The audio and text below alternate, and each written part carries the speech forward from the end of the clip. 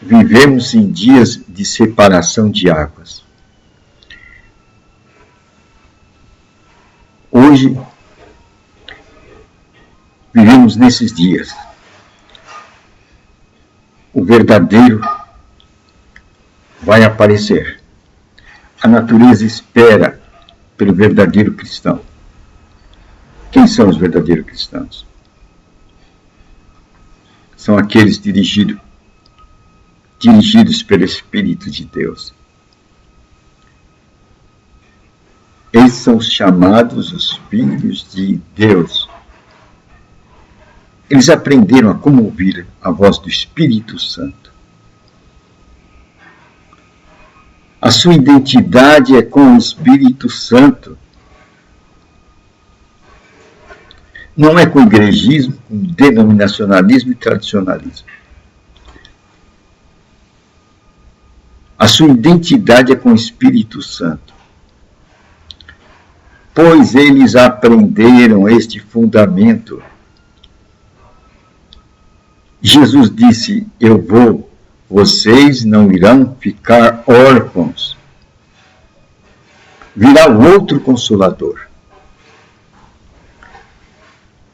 Esse é os dias em que estamos tomando conhecimento do outro Consolador.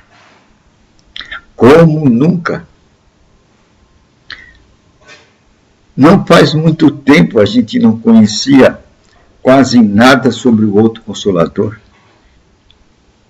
A teologia era cristocêntrica. Conhecíamos sobre Jesus Cristo. Mas sobre o Consolador, quase nada. Nada. Como sobre Deus, o Pai. Conhecemos nada. Hoje já começa a despontar alguma coisa sobre Deus. Alguém já disse que Jesus Cristo nos dá salvação. O Espírito Santo nos dá revelações. E Deus nos dá as bênçãos. Vamos gravar esse alinhamento. Já estamos chegando no conhecimento de Deus. Pois Jesus disse, eu sou o caminho para conhecer Deus. Jesus é a profundidade de Deus. Pois tudo foi entregue a Jesus Cristo. Quanto mais nós conhecemos de Jesus Cristo, mais iremos conhecer de Deus e do seu trato conosco. Sendo Jesus a profundidade de Deus, o Espírito Santo, ele tem o poder de entrar na profundidade de Deus e trazer para nós aquelas coisas ocultas que estão em Deus. Essa é a grande realidade do nosso presente tempo. Deus quer homens que sejam dependentes do Espírito Santo. Pois ele disse, tudo é feito pelo meu Espírito. Vamos sublinhar essas palavras de Deus. Tudo é feito pelo meu Espírito. Não é feito por homens. E, consequentemente, não é feito por igrejismo, por denominacionalismo, por tradicionalismo. Por organizações humanas. Nós temos que crescer.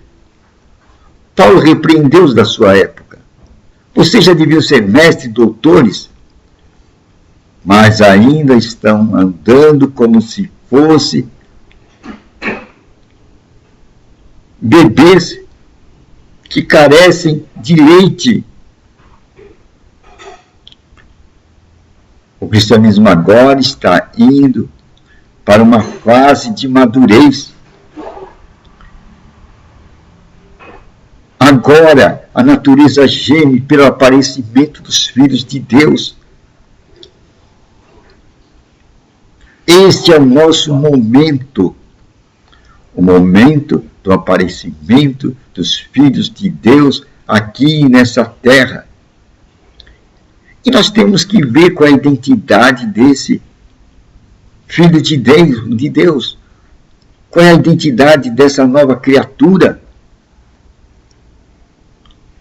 Pois as Escrituras nos indicam. Eles são dirigidos pelo Espírito de Deus. Eles são dirigidos pelo Espírito de Deus. O que aqui está colocando? Não são dirigidos por igrejismo, denominacionalismo e tradicionalismo. São pessoas que aprenderam a ouvir a advertência de Apocalipse. Ouça o que o Espírito diz às igrejas. Igrejas não é aquele templo feito por mão de homens. Pois Deus já disse, não habitarei em templo feito por mão de homens. Igreja somos nós. Parece que esquecemos a advertência de Paulo, quando ele diz, vós sois o templo do Espírito Santo. Templo, igreja. Vós sois a igreja do Espírito Santo. Quem são vós? Eu e você. Nós. Nós somos a igreja de Deus. Onde o Espírito Santo habita. Deus agora habita no templo feito por Ele. Qual templo feito por Deus? Nós, eu e você. Nós somos o templo feito por Deus. E Deus quer habitar nesse templo. Ele quer andar pelas estradas através de nós. Por isso que ele fala, no fim do tempo ele vai derramar do seu Espírito sobre toda a carne. Agora é a grande época. Nós vivemos neste cenário de fim de tempos. Coisas sucedem que a gente não tem explicação. Eu estou vivendo num país aqui, Brasil, e no estado de São Paulo. Pessoas morrendo de tanta chuva. Enxurrada levando pessoas, bloqueando ruas. E, no entanto, nos grandes lagos, há falta de água. O povo está ameaçado de não ter água nessa região. Que coisa é essa? De um lado, chuva em abundância e muitos morrendo de tanta água. E do outro lado, os lagos estão secando, pondo em risco a vida do povo. Este é o mundo em que estamos vivendo. Um tempo esquisito. Podemos dizer, estamos vivendo no tempo do fim.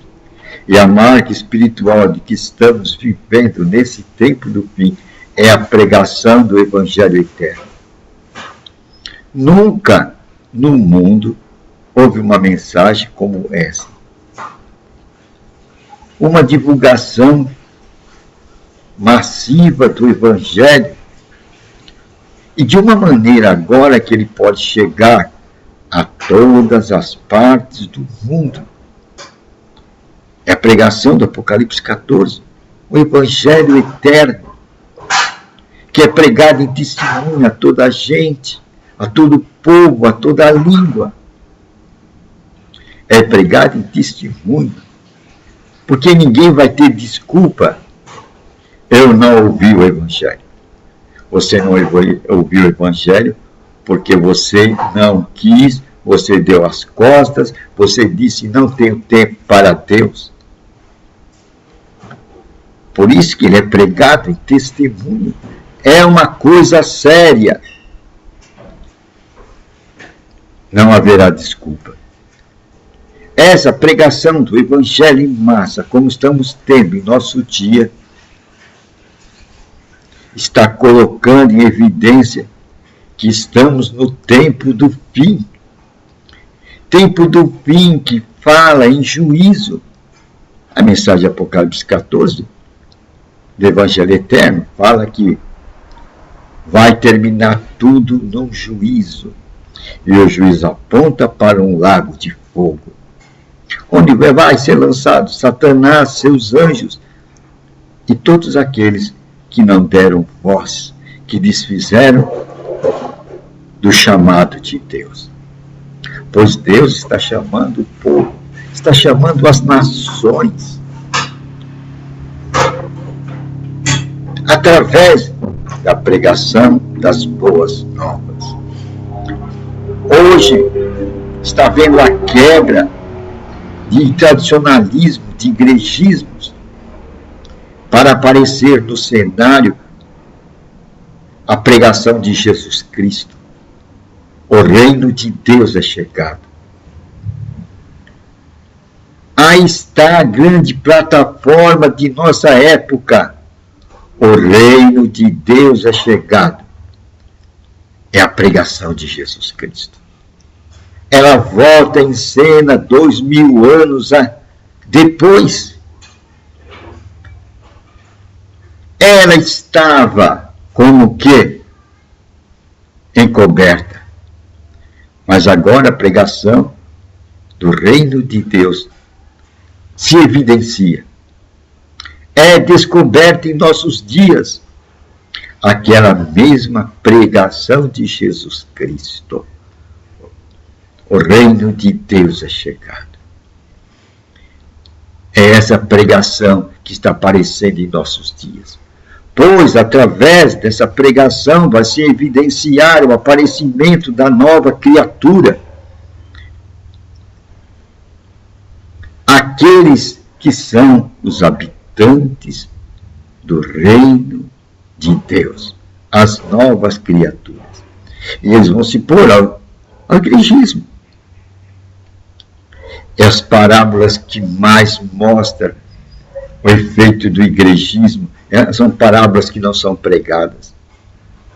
A das virgens prudentes e loucas. Ali se faz a grande marca que define a nova criatura e o cristão que não é nova criatura. Ambos estão carregando uma lanterna. As virgens, ambas estão carregando uma lanterna. E elas estão brilhando. Elas estão caminhando juntas. Não há diferença entre elas. Não há diferença notória. Mas quando diz é chegado o noivo, aí a diferença aparece. Umas vão se ver e são 50%, metade dos cristãos vão se ver sem óleo. A candeia deles não brilha mais. Vão olhar, a candeia do outro está brilhando. Aí está a diferença entre o falso cristão e o verdadeiro cristão. Um conhece o Espírito Santo, o outro não. O outro só conhece os sermões do outro. Se alimentou do pão do outro. Brilhou à custa da luz do outro. Não teve contato pessoal com o Espírito Santo. Então, em nosso cenário hoje, o despertar, o toque da trombeta, o toque do clarim tem que ser claro. Você tem que aprender a ouvir o Espírito Santo. Você tem que aprender o que o Espírito diz à igreja, saber ouvi-lo. Isto é, você tem que ser um filho de Deus real. Aqueles que são dirigidos pelo Espírito de Deus. Estes são os verdadeiros cristãos, chamados novas criaturas, nascidos da palavra e do Espírito. Dois elementos constituem a nova criatura, são nascidos da água e do Espírito. Os verdadeiros adoradores adorarão em espírito e verdade. Espírito, a direção do Espírito Santo. Verdade, a palavra de Deus. Se você só ficar com uma delas, você corre perigo. Pois se ficar só com a verdade, só nas Escrituras, isto é, somente a Escritura, a letra mata. Está escrito. A letra mata. Nós precisamos de ouvir a voz do Espírito Santo, a revelação do Espírito Santo. Não orientações teológicas de homens, de doutrinas, de dogmas. É um contato pessoal com o Espírito Santo, pois é desejo de Deus que toda a carne seja cheia do seu Espírito, pois Ele quer derramar sobre toda a carne o seu Espírito. É uma necessidade. O cristão prudente é aquele que se enche do Espírito Santo, que tem contato com o Espírito Santo. Eu vou dar uma regrinha aqui, para você começar essa comunhão com o Espírito Santo. Peça, Espírito Santo, seja bem-vindo em minha vida. Peça. Espírito Santo, seja bem-vindo à minha vida. Todo dia, a todo momento. Bom dia, Espírito Santo. Seja bem-vindo à minha vida. Por que isso? Só recebe quem pede. Lembra do irmão do filho pródigo? Ele se lastimou porque o pai deu para o irmão uma festa. E ele trabalhou com o pai e nunca recebeu uma festa. O que o pai respondeu? Filho, você nunca pediu? Então você não recebeu. Pedi e recebereis. Esse é o padrão bíblico. Peça o Espírito Santo. Se você não pedir, não vem. Você tem que pedir para você receber. E assim você vai aprender a andar com Ele. E Ele vai trazer Jesus Cristo real para a sua vida, para dentro da sua vida. E você vai sentir a presença de Deus dentro da sua vida. Você será uma outra pessoa. Você será uma nova criatura. É uma boa nova, né?